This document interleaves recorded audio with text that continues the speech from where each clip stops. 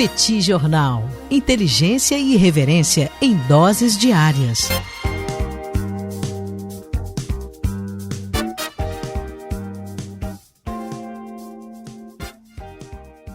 Olá, gente. Bem-vindos, bem-vindas ao Petit Jornal. Esse é o bate-papo número 1073. Estamos gravando numa live no YouTube do Petit Jornal. São exatamente 17 horas e 38 minutos da terça-feira, 12 de maio de 2026. Cá está a dupla de costume, a dupla que você conhece de cor. Tanguy, o Bagdadi animado, contente, preparado, revigorado, resiliente, retumbante, descansado, tarifado em 15%, mas ressarcido. Foi ressarcido o professor Bagdadi das tarifas indevidamente cobradas nos últimos meses. Então, se você está precisando de um caburé, se você está precisando de um empréstimo, se você está querendo ganhar um presente, contate o professor Bagdadi, que agora ele está com recursos em suas mãos à disposição. Temos também Daniel Souza, que é esse que vos fala. Ao longo dos próximos minutos, vamos repercutir os principais acontecimentos internacionais das últimas horas e, atendendo a pedidos, vamos jogar o professor Bagdadi na pauta, até para que ele não tenha direito de resposta. Bagdadi, queremos saber sobre as relações entre Estados Unidos e Cuba. Aparentemente, Donald Trump tem um novo alvo. Cansou do Irã, agora quer dialogar com Cuba, sabe-se lá o que esse diálogo significa. Tudo bem, professor Bagdadi? Vamos a isso? Tudo bem, Daniel Souza, com S, vamos lá para mais um bate-papo, esse bate-papo 1073, vou ignorar completamente o arremesso na pauta, né, que veio de forma absolutamente não sugerida, né, e vou deixar aqui as boas-vindas a todo mundo que acompanha a gente. Muito obrigado pela presença de vocês, muito obrigado a você que acompanha a gente pelo YouTube, muito obrigado a você que acompanha a gente pelo podcast, é um prazer ter vocês aqui nessa terça-feira, dia 12 de maio. E sim, Daniel Souza, a gente teve uma série de declarações do Donald Trump, principalmente lá pela Truth, né, a rede social dele mesmo, né, a rede social literalmente pertence a ele, falando sobre Cuba. E aí, ao longo dos últimos meses, Daniel, a gente cogitou isso várias vezes, né, que ele agiu contra a Venezuela, né, então ele foi lá e prendeu o Nicolás Maduro, sequestrou o Nicolás Maduro, Maduro está lá aguardando julgamento em Nova York. Ele agiu contra o Irã. A gente tem acompanhado cotidianamente o que tem acontecido no Irã, não consegue abrir o Estreito de Hormuz de jeito nenhum, sabe-se lá quando é que essa fase desse conflito vai acabar. E, naturalmente, o outro grande alvo era Cuba. Claro que a Coreia do Norte é uma possibilidade, mas ele tem uma boa relação com o Kim Jong-un e a Coreia do Norte tem bombas nucleares, já fica mais complicado de agir, mas Cuba está ali do lado e ele já falou várias vezes que gostaria de agir em Cuba. Na semana passada, o presidente Lula esteve em Washington e disse que, olha, o Trump me falou, o Lula até falou assim, o que eu ouvi pela intérprete foi que ele disse que não faria nada em Cuba. Não sei se está certo, não sei se não está certo, mas hoje Donald Trump foi lá e confirmou. Então, Donald Trump disse que a Cuba é uma nação quebrada, é um país falido e que estaria pedindo ajuda e que o seu governo estaria disposto a dialogar com o governo cubano. Segundo ele, abro aspas, isso foi lá na Truth Social, tá? Então, abro aspas, nenhum republicano jamais falou comigo sobre Cuba, que é um país falido e que está indo em uma direção, está indo para baixo. Cuba está pedindo ajuda e nós vamos conversar. A gente sabe, Daniel, de que desde que Nicolás Maduro foi retirado da Venezuela, Cuba vem passando por dificuldades muito grandes. Parou de receber o petróleo que chegava exatamente da Venezuela. Esse, aliás, era um dos objetivos norte-americanos, né, estrangular Cuba. E dessa maneira, existe uma certa predisposição dos Estados Unidos, nesse momento, de tentarem trazer Cuba um pouco mais para perto de si. Isso é o que deu a entender Donald Trump. Claro que a gente não sabe em que termos que esse diálogo vai acontecer. E conhecendo Donald Trump, a gente sabe muito bem que amanhã é capaz de ele dizer que não vai ter nada disso, que ele vai invadir, que ele vai tomar Cuba, e depois ele vai dizer que ele ama Cuba, e depois ele vai dizer que ele odeia Cuba, e depois ele vai dizer que não tem nada a ver com Cuba. Nunca dá para saber, mas de qualquer maneira é a primeira sinalização em muito tempo de que os Estados Unidos podem vir a dialogar com a ilha. Lembrando que a gente está na terça-feira, dia 12, amanhã, quarta-feira, dia 13, Donald Trump vai cruzar o mundo e vai para a China. E é possível que esse seja um dos temas a serem tratados, né? É possível que Cuba seja um assunto, afinal de contas, Cuba tem uma relação bastante próxima com a República Popular da China. Não dá para saber se esse se esse tema vai ocupar espaço na agenda, mas não é improvável. E é importante lembrar também que Donald Trump, em dezembro do ano passado, quando ele solta aquela nova estratégia de segurança nacional, uma das coisas que ele diz é: as Américas são de responsabilidade exclusiva dos Estados Unidos.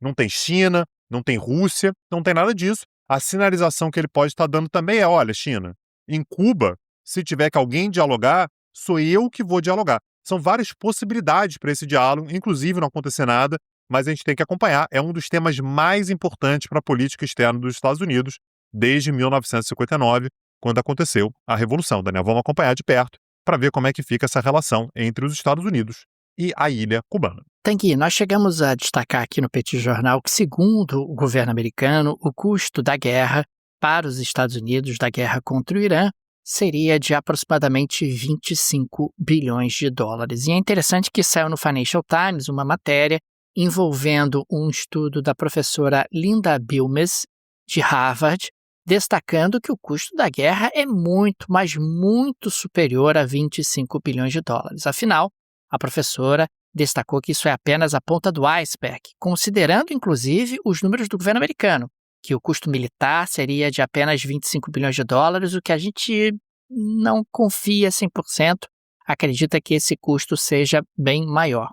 A professora de Harvard acabou destacando o impacto sobre os combustíveis, alimentos, fretes, juros mais altos, inflação persistente. Tudo isso precisa ser contabilizado como custo da guerra para que você tenha um quadro mais completo do que efetivamente está acontecendo na economia americana. Por exemplo, ela destacou que os consumidores americanos estão pagando 35 bilhões de dólares adicionais em combustíveis por conta do aumento de 50% no valor do galão. É um aumento expressivo e isso impacta, obviamente, o orçamento dos americanos. A gente está falando também de um combustível de aviação que está 70% mais caro, o que levou a passagens mais caras e levou também, recentemente, à falência da Spirit Airlines, que é uma companhia aérea americana caracterizada por umas aeronaves amarelas, e isso trouxe ali também um impacto. A empresa não aguentou esse aumento do valor do querosene de aviação. Um outro elemento que precisa ser considerado é que você deixou de ter 2 cortes de 0,25% no juro americano, no juro praticado pelo Fed. Isso representaria algo em torno de 200 bilhões de dólares de custos de impacto sobre o orçamento do governo americano. Isso sem falar sobre os fretes que ficaram mais caros, isso sem falar também sobre os fertilizantes, algo que vai trazer consequências para os alimentos nos Estados Unidos um pouco mais à frente. O impacto inflacionário está só no começo, o impacto inflacionário ele tende a se ampliar, afinal essa restrição no mercado de derivados de petróleo e do próprio petróleo está fazendo com que uma série de produtos tenham custos mais altos por conta dos insumos de petróleo que acabam sendo utilizados na sua produção. Consequentemente, a gente estaria falando de um custo de centenas de bilhões de dólares para a economia americana dessa guerra. Me parece que é um estudo muito mais adequado, porque considera realmente muitos fatores que estão impactando a vida das pessoas. O consumidor americano, ele não paga apenas impostos, ele paga na gasolina mais cara, ele paga no alimento mais caro, que agora tem um fertilizante mais caro, que é utilizado para produzir esse alimento. Ele paga na passagem aérea mais cara, e por aí vai. Quer dizer, é um impacto muito representativo. E ela destacou também que o impacto é ainda mais forte sobre a população mais pobre dos Estados Unidos, que tem menos mecanismos para se proteger, tem menos espaço no seu orçamento doméstico para acomodar esse aumento de custo, e tudo isso tem levado a uma deterioração importante da popularidade do presidente Trump. Isso ajuda a explicar por que ele hesita demais, ao contrário do que ele diz, em retomar qualquer tipo de conflito com o Irã. Retomar um conflito com o Irã faria com que a situação, que já é grave, se agravasse ainda mais. Daniel Souza, no meio disso tudo, no meio dessa bagunça toda, inflação para cá, inflação para lá, as pessoas elas têm que escolher melhor seus gastos, né, Daniel? Vou comprar aqui uma roupa, vou fazer aqui uma compra e tal. A escolha tem que ser mais bem feita E aí, Daniel, no link da descrição desse episódio aqui, tem o Caminho das Pedras, que é o link da Insider Store. A vantagem da Insider Store, Daniel, é a sua durabilidade. Você compra um produto tecnológico, bonito, veste bem, e você tem certeza que você vai utilizar essa roupa por muito tempo. Tanto eu como o Daniel estamos usando nesse momento aqui, durante essa gravação, a Tech T-Shirt, que é um exemplo disso, né? A Tech T-Shirt ela é super adaptável, ela serve para vários cenários diferentes, ela tem cores desde o PP até o GGG, né? Você tem tamanhos desde muito pequenos até muito grandes, certamente vai encontrar o seu tamanho, cores diferentes, cores vibrantes, cores mais sóbrias, tem tudo lá, além de toda a linha da Insider Store. 15% de desconto, Daniel, se você for fazer a primeira compra só com o link que está na descrição desse episódio. Não perca essa oportunidade, porque é a adaptação para todos os momentos da sua rotina, para tudo que você precisa. Está lá na Insider Store, que é uma excelente compra exatamente por conta da durabilidade e da sua adaptação a qualquer cenário. Imperdível, gente. A Insider Store, ela traz peças para as mais diferentes situações, peças de qualidade, alta durabilidade. Vale muito a pena conhecer os produtos da Insider Store, condições especialíssimas para os amigos e amigas do Petit Jornal. Link no descritivo desse episódio. Clique, conheça a Insider Store, porque temos certeza que você vai gostar demais. E, claro, que ela vai fazer muita diferença no seu dia a dia em função da praticidade, durabilidade e qualidade das peças. Daniel Souza, o acordo entre Mercosul e União Europeia começou a ser negociado no longínquo ano de 1999. Demorou 26 anos para finalmente ser concluído e entrou em vigor agora, no dia 1º de maio de 2026, quase 27 anos depois do início das negociações. Um dos grandes interesses do Brasil, para ser justo, dos países do Mercosul, de uma forma geral, era exatamente exportar para a União Europeia a carne. Então a gente tem uma produção relevante de carne, os europeus têm um mercado que pode ser ocupado, que pode ser explorado por produtores brasileiros, argentinos, uruguaios, e paraguaios. E, Daniel, não demorou nem 2 semanas. O acordo entrou em vigor e o Brasil já foi removido da lista de países que cumprem os padrões de segurança alimentar do bloco. Na prática, Daniel, isso significa que a gente continua exportando carne, é verdade, mas a partir de setembro, se nada for modificado, o Brasil deixa de ter autorização para vender carne para os países da União Europeia. O motivo é o fato de que os brasileiros, os produtores brasileiros, usam antimicrobianos para estimular o crescimento animal. É uma prática proibida na União Europeia devido aos riscos de resistência bacteriana, ou seja, você oferece esse tipo de medicamento para o gado, esse gado, portanto, ele é abatido, ele é consumido, isso pode fazer com que os seres humanos que consumam essa carne de forma recorrente passam a ter uma resistência bacteriana. Então isso é proibido na União Europeia e a União Europeia, portanto, baniu a importação de carne brasileira. Segundo a União Europeia, Daniel, esse é um outro argumento que não é de hoje, aliás. O problema, na verdade, é que o Brasil ele não tem um controle bem feito, ele não tem um sistema que controle. Na União Europeia, você tem a obrigação de ter um sistema que diz exatamente qual é a propriedade, qual é, por exemplo, a fazenda, qual é a cabeça de gado, que medicamento está sendo utilizado. Você tem que ter prescrição, e que no Brasil não haveria, na verdade, há muitos medicamentos que, inclusive, são adquiridos sem a necessidade de prescrição, o que significa que segundo a União Europeia, é meio bagunçado, e, portanto, a União Europeia ela opta por suspender essa compra. Segundo, inclusive, o órgão responsável, Daniel, o que ele está dizendo é: acordo comercial não mexe com questões técnicas. Não interessa se tem acordo comercial. Se tecnicamente esse tipo de carne não pode ser consumido aqui, ele não pode ser comprado e ponto final. Aliás, a gente fala sobre a carne bovina, que é certamente uma das maiores afetadas, mas essa proibição ela também mexe com aves, ovos, mel, aquicultura e carne bovina, sim, mas também carne equina. Tudo isso estaria banido a partir de setembro, caso não haja algum tipo de modificação. Claro, Daniel, que aqui no Brasil existe uma visão um pouco diferente disso, que é, você assina um acordo de livre comércio e existe uma série de produtores na Europa que são muito resistentes a abrir o mercado para produtos brasileiros. Um pouquinho depois vem uma decisão supostamente técnica que diz: essa carne não vai poder entrar. É uma pena mesmo e tal, o que seria apenas uma forma de protecionismo. Você está se protegendo com base em questões técnicas. Isso não é uma novidade, Daniel. A gente já viu isso 500 vezes que é você quer se proteger, quer proteger o seu mercado. Você, ao invés de dizer, não vou comprar, você não pode mais dizer isso, afinal de contas, tem um acordo comercial que está em vigor há 12 dias, literalmente há 12 dias, o que você vai dizer é que é uma questão técnica, questão sanitária, e você para a importação. Claro, Daniel, que isso vai levar a uma série de debates. O Brasil, claro, tem que fazer os ajustes necessários, se tiver que ser feito, mas tem uma questão também, Daniel, que é a manutenção de um protecionismo que, teoricamente, deveria ter sido superado com a entrada em vigor desse acordo, Daniel. Aliás, Tanguy, é impressionante como o histórico da União Europeia de recorrer a barreiras burocráticas é imenso. A União Europeia realmente é campeã mundial de utilização da burocracia como forma de redução das importações. O tempo todo aparecem ali exigências e é sempre o mesmo argumento de que o Brasil não está cumprindo as exigências que são estabelecidas pelos próprios europeus. Aliás, a carne brasileira ela está enfrentando também um momento delicado em dois outros importantes mercados.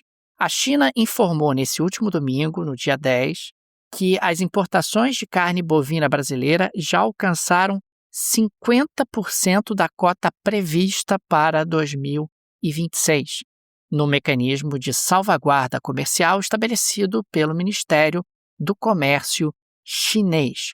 O problema é que, caso a carne brasileira alcance, muito provavelmente alcançará em breve os 100% ali da salvaguarda, a carne brasileira estará sujeita a uma tarifa de 55% para acessar o mercado chinês. A Associação Brasileira das Indústrias Exportadoras de Carne afirmou que ainda não recebeu comunicação oficial, mas que o cenário já era esperado. Aliás, a entidade disse que a China não recebeu 50%, a China recebeu 60% da cota anual, considerando os embarques em trânsito, ou seja, o transit time, quer dizer, os embarques que já foram feitos e que ainda não chegaram ao mercado chinês. A gente está falando também de algo que chama atenção, porque a China respondeu por 43,5% das exportações de carne do Brasil no período entre janeiro e abril de 2026, e o volume cresceu 28,8% em comparação ao mesmo período do ano passado. Portanto, Tanguy, o cenário mais provável é que o Brasil vai bater o limite e vai estar sujeito durante alguns meses nesse ano de 2026 a uma tarifa de 55%, que é uma tarifa bem alta e que vai dificultar muito o acesso da carne brasileira ao mercado chinês. E ainda tem mais. No caso dos Estados Unidos, a gente está falando de uma carne brasileira que também está tendo dificuldade de entrar. Havia uma expectativa de que o presidente Donald Trump, no dia de ontem, decretasse, liberasse, facilitasse, flexibilizasse a entrada de carne brasileira, o que não aconteceu. E não aconteceu por pressão dos pecuaristas americanos, que acabam tendo ali muito acesso a congressistas republicanos. É importante registrar que a carne nos Estados Unidos ela está bem mais cara do que quando o Trump assumiu. Na prática, a gente está falando aí de uma carne que está 16% mais cara num período de pouco mais de um ano. E o rebanho bovino dos Estados Unidos está no menor nível desde 1951, enquanto aumentou a população americana, enquanto você tem tido um forte crescimento da demanda.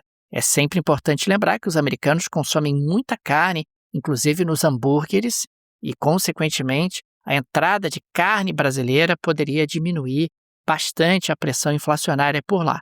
O Trump está muito pressionado pelos dois lados. De um lado são os consumidores que querem ter acesso a uma carne mais barata, e do outro lado, os produtores de carne americanos que querem ter aí a oportunidade de aproveitar justamente esse bom momento e obter lucros maiores. Vamos ver como é que o Brasil vai se virar, mas me parece que a diversificação, a prospecção de novos mercados que tem sido buscada pelo Brasil e tem sido um objetivo brasileiro é algo cada vez mais incontornável.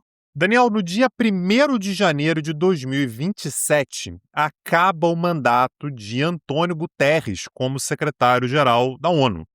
Logo, ao longo dos próximos meses, a gente vai ter um processo para a escolha de quem será o seu substituto. Então, o Antônio Guterres permaneceu 10 anos à frente da ONU, né? São 2 mandatos de 5 anos. Ele entrou, portanto, em 2017, foi reeleito e, portanto, o mandato dele termina agora, né? Ele está com 77 anos e vai deixar o cargo de forma definitiva. E dessa maneira, Daniel, alguns nomes começam a ser aventados, começam a se candidatar para tentarem ser secretários gerais, para tentarem ser o próximo secretário-geral da organização. Um nome aqui da América Latina que ganhou destaque, né, ao longo dos últimos meses foi a ex-presidente chilena, a Michelle Bachelet. Ela foi, inclusive, endossada, né, o nome dela foi patrocinado, né, assim que a gente chama, pelo próprio governo chileno, numa época em que o presidente ainda era o Gabriel Boric, né? Então, Boric ele chegou a dizer, né, chegou a oferecer apoio à sua conterrânea, né, enfim, a sua compatriota, a ex-presidente chilena Michelle Bachelet, assim como também o Brasil e o México, né? Está falando sobre 3 governos de esquerda, né, que veem a Michelle Bachelet com bons olhos. O problema é que no Chile nós tivemos uma mudança de governo. Gabriel Boric não é mais o presidente atualmente é José Antônio Kast, que é um cara da extrema-direita chilena e que cancelou o endosso a Michelle Bachelet. Então, nesse momento, Michelle Bachelet continua sendo candidata, mas ela é candidata endossada, né, enfim, patrocinada pelo Lula, presidente do Brasil, e pela Cláudia Sheinbaum, presidente do México. Isso está levando, inclusive, a uma necessidade de uma reconfiguração do apoio financeiro. O governo Gabriel Boric, por exemplo, tinha empenhado $57 mil para ajudar a Michelle Bachelet. Por que você precisa de dinheiro para fazer uma campanha como essa? O candidato a secretário-geral ele tem que visitar diversos países, né? Ele vai ter que viajar, ele vai ter que ter estadia, ele vai ter que conversar, ele vai ter que angariar votos, ele vai ter que falar, né, sobre as suas propostas e tudo. Então, o governo Gabriel Boric tinha prometido $57 mil. Na prática, $28 mil desses 57 mil foram gastos. Quando o José Antônio Kast assumiu, cortou tudo e disse não é mais não é mais a minha candidata e, portanto, Michelle Bachelet continua no páreo, mas agora sendo endossada pelo Brasil e pelo México. Alguns outros nomes aqui da América Latina aparecem também, Daniel. Um deles é o diretor-geral da Agência Internacional de Energia Atômica, que é o argentino, o Grossi, né? O nome dele é Rafael Grossi. Então, ele é um dos nomes, né? Uma possibilidade. Ele é endossado exatamente pelo Javier Milei. Então, ele é um cara que é bem visto ali, até pelos Estados Unidos, né? Enxerga o Rafael Grossi como uma possibilidade. E alguns outros nomes que aparecem também são a costarriquenha Rebeca Greenspan, né? Outro nome que aparece, além do ex-presidente senegalês, que é o Macky Sall, que, aliás, não tem o apoio do Senegal, né? Não é do mesmo grupo do atual presidente, mas o Macky Sall é o ex-presidente senegalês que também aparece como candidato. Só para a gente saber como é que funciona a escolha, né, do secretário-geral. A escolha final ela é feita pela Assembleia Geral. Na Assembleia Geral, portanto, você tem lá 193 países, todos votam, todos têm exatamente o mesmo peso. Não tem peso diferente para diferentes países. O problema não está aí. O problema é que antes de ir para a Assembleia Geral, você tem que ter uma aprovação no Conselho de Segurança. E aí sim é um problema. Se a Michelle Bachelet, por exemplo, for vetada pelos Estados Unidos, ela nem vai para a Assembleia Geral, ela nem vai ser votada na Assembleia Geral. E pior, Michelle Bachelet não tem contra si apenas os Estados Unidos, tem contra si também a China. Aí complica, né, Daniel? Ela era a responsável pelos direitos humanos da ONU e ela emitiu relatórios que eram críticos à situação de direitos humanos na China, em especial referente, né, à situação da minoria uigur, né, que vive lá na região de Xinjiang. A China ficou irada com o relatório que ela fez, então a chance dela ser bloqueada tanto pelos Estados Unidos quanto pela China é enorme. E lembrando, se ela for bloqueada por um dos dois, a candidatura dela nem vai adiante. Então a gente vai ter que ver, Daniel, mas ao longo dos próximos meses teremos a eleição de um novo secretário-geral.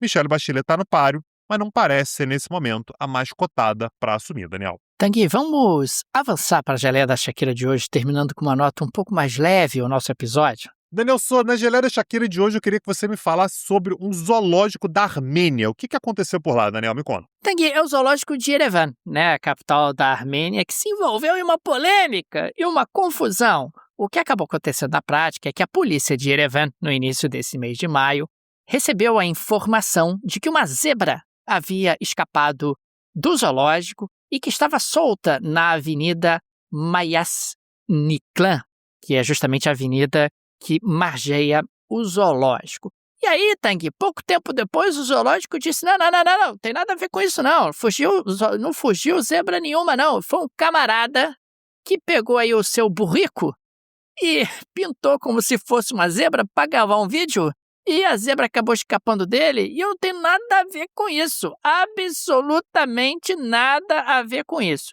E depois o zoológico ainda alertou contra brincadeiras semelhantes, afirmando que corantes químicos podem ser tóxicos para os animais e causar problemas de saúde. Então, Tang, tivemos aqui um ato falho, tivemos aqui realmente um alarme falso, não tivemos uma zebra fugindo do zoológico de Yerevan, tivemos apenas uma pessoa que levou lá o seu burrico, pintado com listas, para gravar um vídeo numa avenida em frente ao zoológico de Yerevan, e gerou toda essa confusão. E o zoológico disse que não tem nada a ver com isso, e cuidem dos animais, os animais precisam ser protegidos por nós, nada de ficar botando tinta nos animais, hein? Então peraí, não era uma zebra, era um burro, é isso? Exatamente, era um burrico. E também não era do aeroporto, era do zoológico, era do vizinho do zoológico. Não, era um camarada que foi pra perto do zoológico para gravar um vídeo. Para gravar um vídeo, Perfeito. Levou lá o burrico dele, pintado feito zebra, para provavelmente postar nas redes sociais e viralizar. Mas a experiência saiu mal, o burrico escapou, chamaram a polícia foi lá, e o zoológico disse que não tinha nada a ver com isso, e ainda deu um sermão corretíssimo nesse menino que ficou lá querendo usar um burrico de zebra para gravar um vídeo. Ô, Tang, meu Deus do céu. Não tem condição, não dá, realmente não dá. Daniel Souza, dessa maneira a gente chegou ao fim do nosso episódio. Muito obrigado a você que nos segue, a você que nos acompanha. Vou deixar aqui o pedido, né, Daniel? O pedido não custa nada, né? Gente, se você acompanha a gente, não importa por onde você acompanha a gente, né? Por qualquer lugar, tá ótimo, né? Pra gente, realmente não faz diferença, né? O importante é que você esteja junto com a gente enquanto a gente grava esses episódios. Mas se você puder entrar lá no YouTube e seguir a gente por lá, isso faz muita diferença.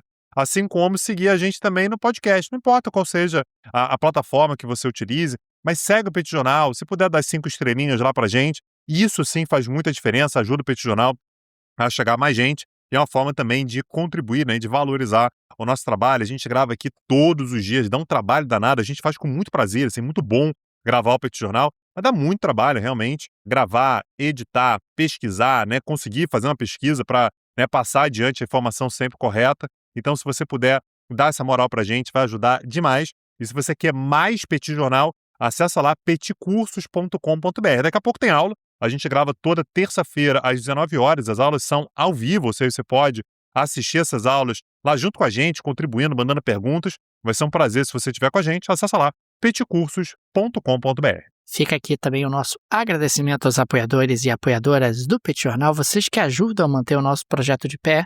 Fica nosso carinho, nosso abraço, nosso muito obrigado a cada um de vocês. O Petit é uma mídia pequena, um trabalho artesanal e precisa muito da ajuda de seus apoiadores, a quem agradecemos enormemente. E fica também o convite, se você gosta do nosso projeto, se ele faz diferença na sua rotina, considere nos apoiar.